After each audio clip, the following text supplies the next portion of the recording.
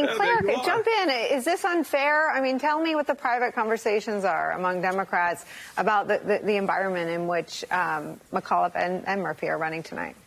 I'm not sure that getting the infrastructure bill passed this summer would have made a major difference in this campaign.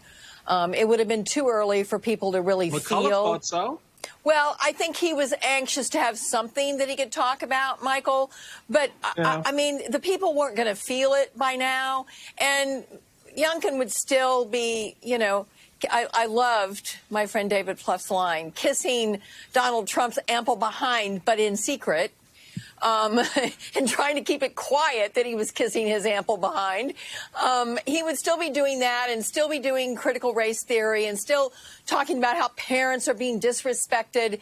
So I'm not sure, and all the other architectural problems that David Plouffe talked about would still be here.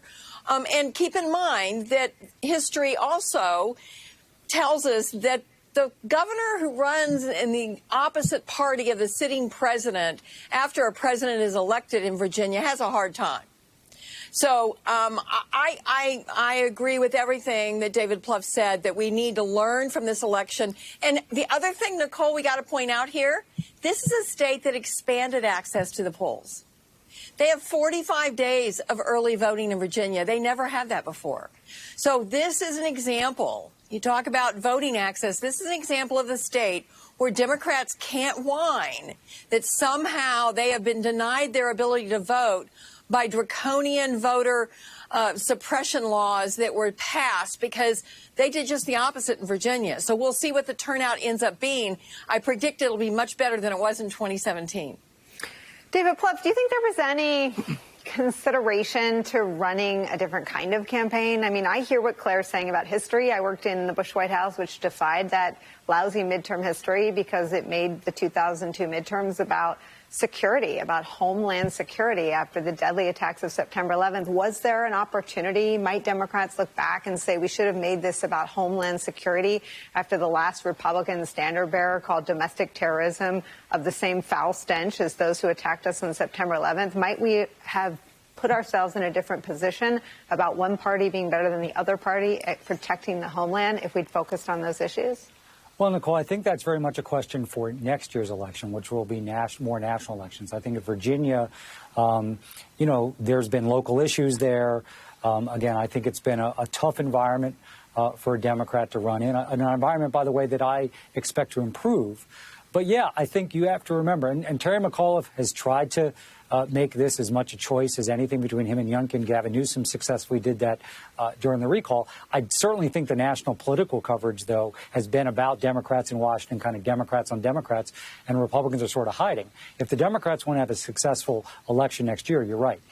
You need to basically stick a shiv in the Republicans. For what they did on the pandemic, they extended the pandemic. They're embracing domestic terrorism. They haven't done anything on the economy. They clearly are sending signals that no matter who wins or loses elections, they want to steal power and hold on to it. So you've got to put these people on the griddle.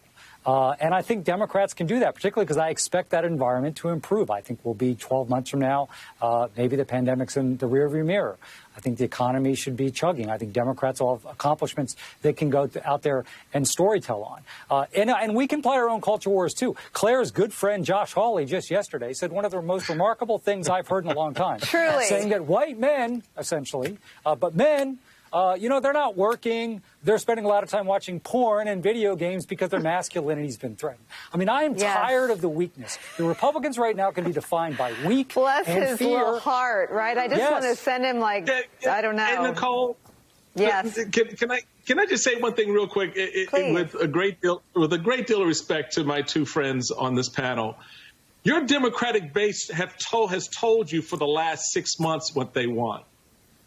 And so to Claire's point about you're not sure if this infrastructure bill would have made a difference, the chairman and me says it would have made a hell of a difference because I would have had something on the ground that I could beat over the head of every Republican running for office, going to the polls, independent voters. Joe Biden has lost independent voters. That means Terry McAuliffe has lost independent voters in Virginia.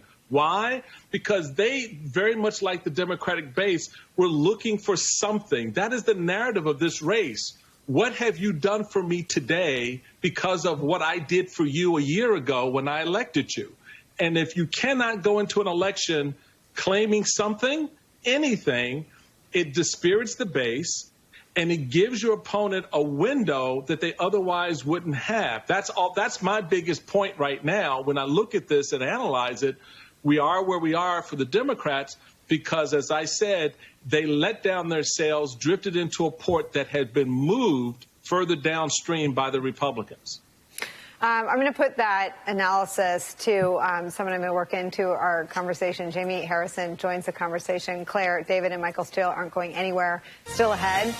I will join Rachel Maddow and Joy Reid just ahead of polls closing in Virginia. And in the next hour, the first exit polling will be out. Steve Kornacki will be here on what to watch for tonight. Steve Kornacki will be here all night long.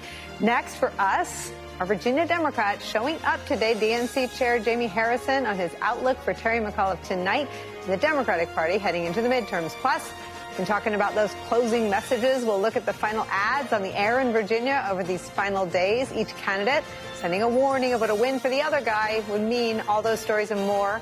And this special Election Day edition of Deadline White House continues after a quick break. Don't go anywhere.